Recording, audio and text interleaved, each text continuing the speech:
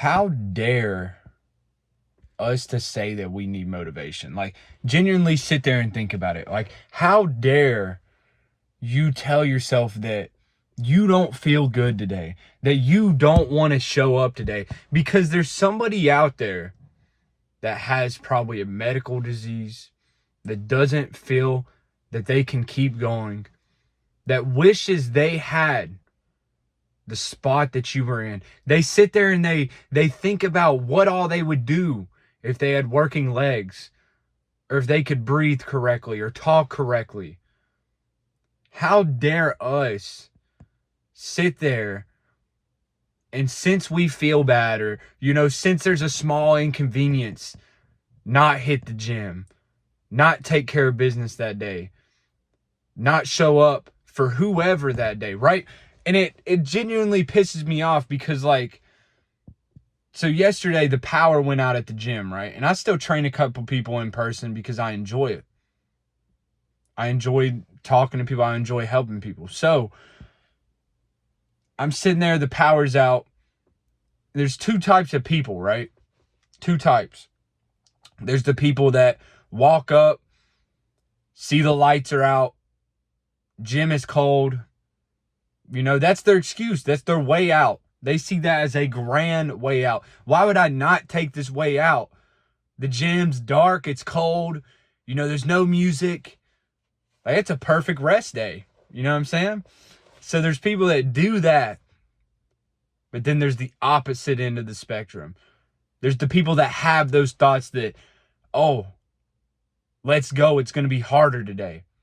Or, oh, let's go, I get to push myself past my limits today. There's no headphones today. There's no lights today. There's no heat today. Those are the people that you need to model your mindset around, right? And I was one of those people yesterday. I worked out in the cold and I genuinely enjoyed it, right? Everyone else was sitting there like pissed off, half-assing everything. People were doing like one set, walking out. I was happy because I was like, dang, there's another quitter. There's another person walking out. See that as your opportunity for growth. You don't need motivation. Anytime I think about like, oh, I don't feel good today, I think of that person. I think of that version of me that if I was in a hospital bed right now, think about it. If you were in a hospital bed right now, you wouldn't care how you felt in this given moment. All you would want is to be where you are right now. All you would want is to be able to move as freely as you can right now. That should be your motivation. You don't need motivation. You need discipline and you need action. And those two will compound together to create massive progress. But you have what's called a test phase where you don't feel like doing it, right? Everybody has test phases because that's what separates the people that want more versus the people that are content with where they're at in life, And I hear a lot of talk about like the 4-week workout week or the 3-day split. And it's like all upper, or it's all like complete total body. And like, I understand it, but sure, you should rest. Sure, you should try to optimize. But if you don't have the hard work ethic down, the 3-day-a-week, the 4-day-a-week split is not going to serve you.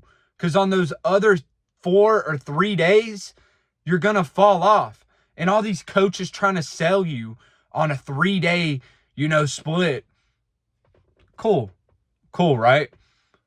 But you haven't built the habit of actually going to the gym. This is what I don't understand. It is all psychology. You build a habit within like 40 to 69 days, right? Everybody learns at a different curve. Everybody has different psychology. So for you to model yourself around somebody else's split is absolutely insane. Absolutely insane. I train 6 to 7 days a week because I need it for my mentality. I need it for the habits. I need it for showing up for myself because I'm naturally lazy. I'm naturally drawn to staying in, to gaming, to doing all that bullcrap, right? But I use the gym as my motivator. You should too. Quit worrying about like if I should do a 3 or a 4 day split, get the most out of my gains without going to the gym every day of the week. I see coaches use that as a crutch, right? I help busy people without living in the gym. I'm not saying you have to live in the gym, but make the gym a priority in your health and in your life. You have 24 hours a day. If you sleep 8 hours a day, you have 16, right? I'll give you the benefit of the doubt. Say you do an 8-hour workday, 1 hour commute. Not many people are driving 1 hour there and 1 hour back. So let's say 2. You have 6 hours. 6 hours. And you're telling me you can't get a 45-minute workout in every single day. And without that, you could still sacrifice an hour of sleep. Ask yourself this, I have people comment all the time, how do you like wake up every day, right? Dude, that's crazy. Because I have a streak in my phone right now, 274 days of waking up before 5 a.m. every day. And I have people ask me, they're like, how do you do it? I don't do it. I don't think. I just get up. You lose the battle in your mind, right? This is what is like the key to building a habit, key to building, something that you want that's transformative in your life. You have to find what ticks you. You have to find what drives you every single day. It's different for everybody. That's the thing. That's the deciding factor. The fact that it's different for everybody. If you sit there and you try to copy my routine and you try to copy my split for workouts and all this, it's not going to work. You might make some good progress. I'm not saying that. Everybody should personalize their psychology, their habits, their workouts, their nutrition specifically to them. That's why I love coaching, because everybody is different. Their mindset, their physique, their habits. If you're an introvert, your habits are going to be different than an extrovert, right? One of my habits is making these videos, right? I'm naturally an extrovert, but talking on camera makes me, not nervous. I'm not nervous to talk on camera, but it's something that pushes me. So I make this a priority. Make that thing in your life a priority. Make your health a priority, because God willing, there's somebody that wants your health right now. There's somebody that wants to be in your position. I used to see this guy in the gym, and he would come in with he'd like try to get out the car. He'd come in, he had a walker, he had gotten a bad car accident, and he wouldn't give up. The crazy thing about doctors and the crazy thing about like people that want to help you is the fact that they'll tell you, oh, you're not going to be able to walk until like 5 years. They'll plant that seed in your mind, right? Because they couldn't do it.